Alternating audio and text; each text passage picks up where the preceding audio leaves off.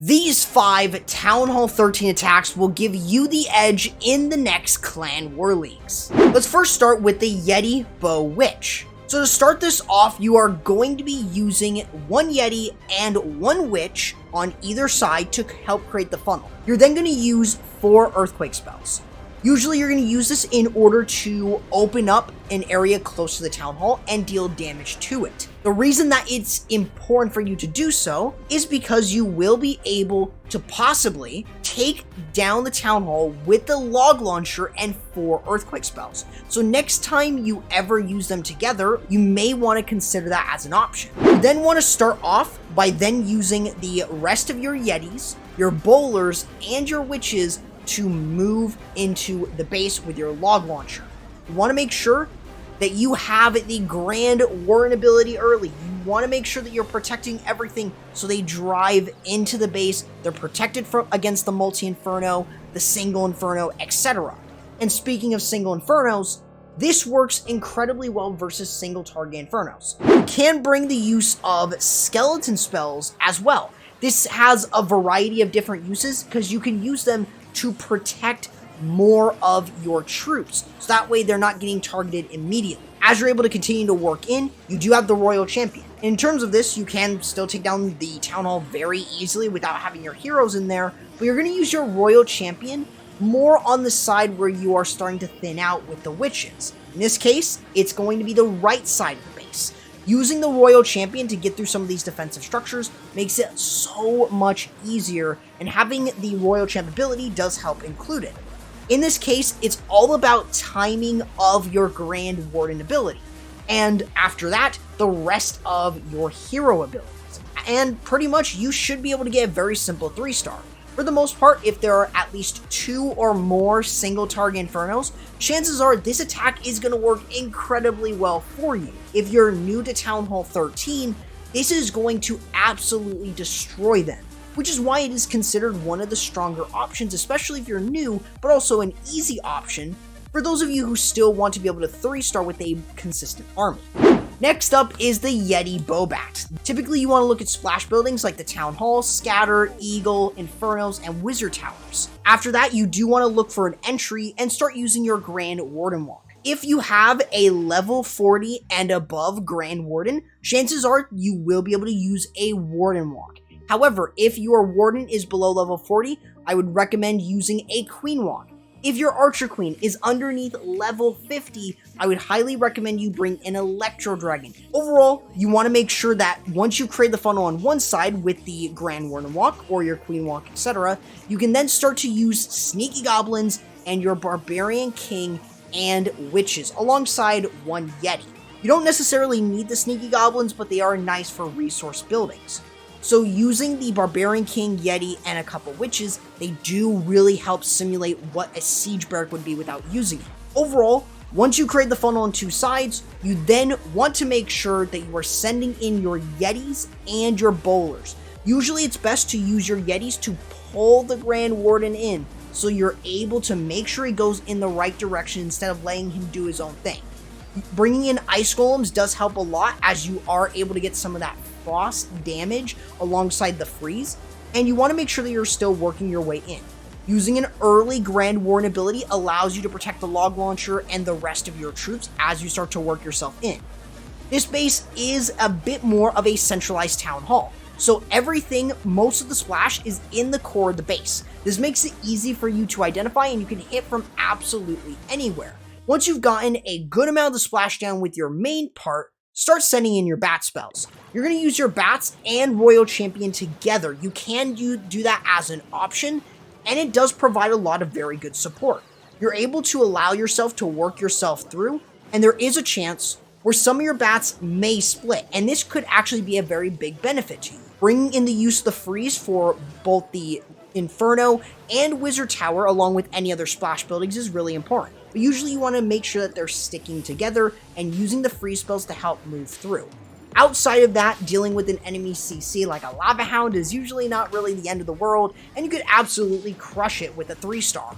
This attack is very good, and for the most part, I would highly recommend this for players who want to get into the more bat spell attacks, more specifically Smash, because you do learn how to use a Grand Warden Walk, and you are able to get a very simple triple with Yetis, Bowlers, and Bats. Army number 3 is the DragBat with the Dragons, Dragon Riders, and the Bat spells. If you enjoy the content here that I'm bringing, consider subscribing and ringing the bell so you don't miss any future content going forward. So in order to start this off, usually bringing lightning spells is a great choice, as you want to make sure that you're able to get rid of something like a sweeper. Being able to get rid of a sweeper does provide a little bit more help, as you no longer have to fight it. So then what you're able to do is you're able to use something to help create the funnel like sneaky goblins, and usually using that is going to be very much good in most cases. In terms of this, you do want to make sure that you've got your heroes moving in. In this example in particular, you've got the Barbarian King and the Ice Golem going in for the scatter, while the Queen goes in for the Eagle. This is something that you may want to try and do, but it's very hard to replicate something like this. But for the most part, you want your heroes to get a large area of the base down. That's the whole point of using your heroes. In this case, cutting off this spot with your heroes is a huge help for your dragons. So then you're able to send in your balloons, your dragons, your dragon riders, and your Grand Warden. You've got a battle blimp for the town hall, so you do want to make sure that you're holding on to that. You want to use an early rage to push your dragons, dragon riders, and balloons in, before then using the Grand Warden ability. This is really important because you want to get the blimp to go right the way over to the town hall, and once that is down, you will be able to use the sneaky goblins in that CC to take down the town hall. That is how simple it is. You can then use your bat spells and your royal champion. You can use the royal champ to help distract the things like the scatter shots, infernos, or wizard towers, and that way it really helps out a lot as you're able to work yourself through.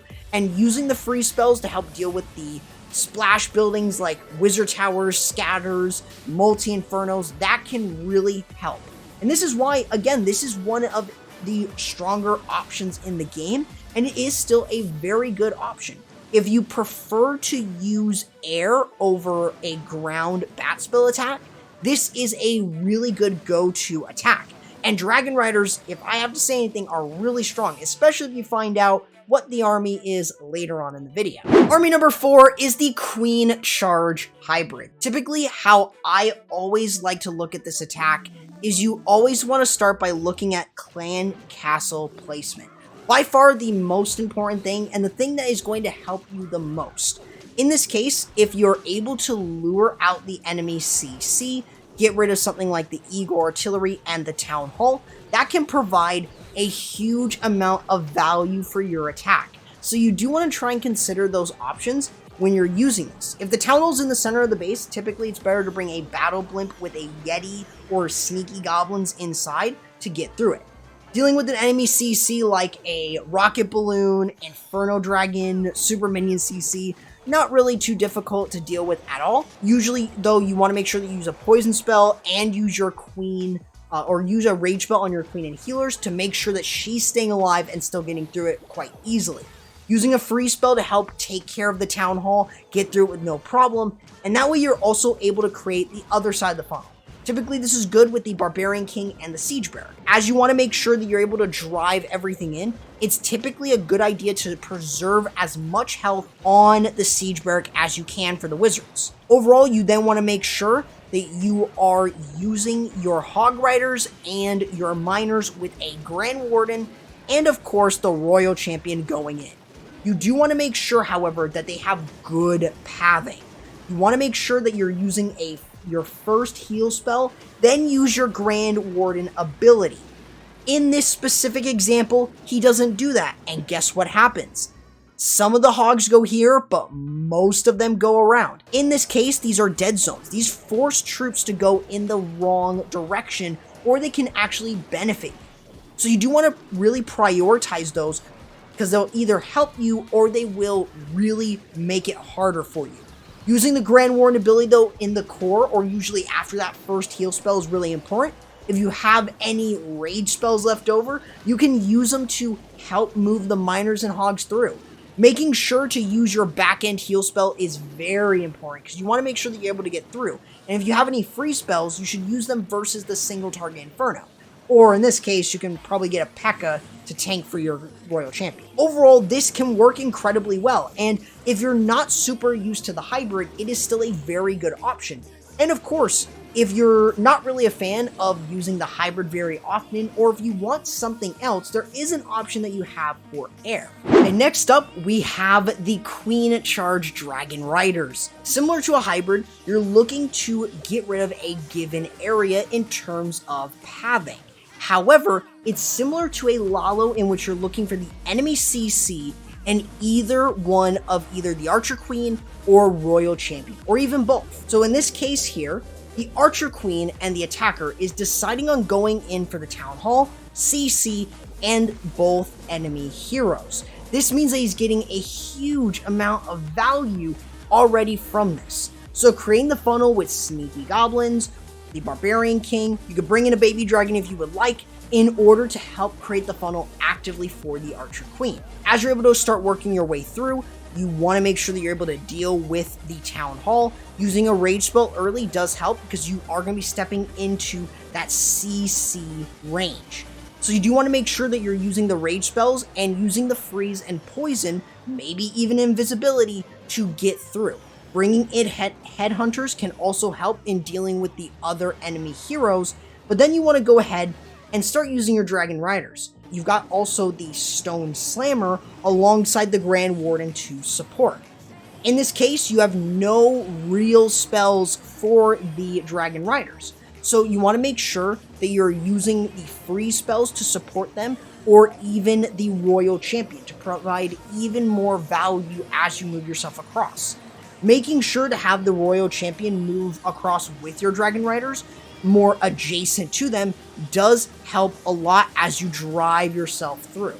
You could use the free spells to help support the Dragon Riders. They may not live as long as what they have in a previous update.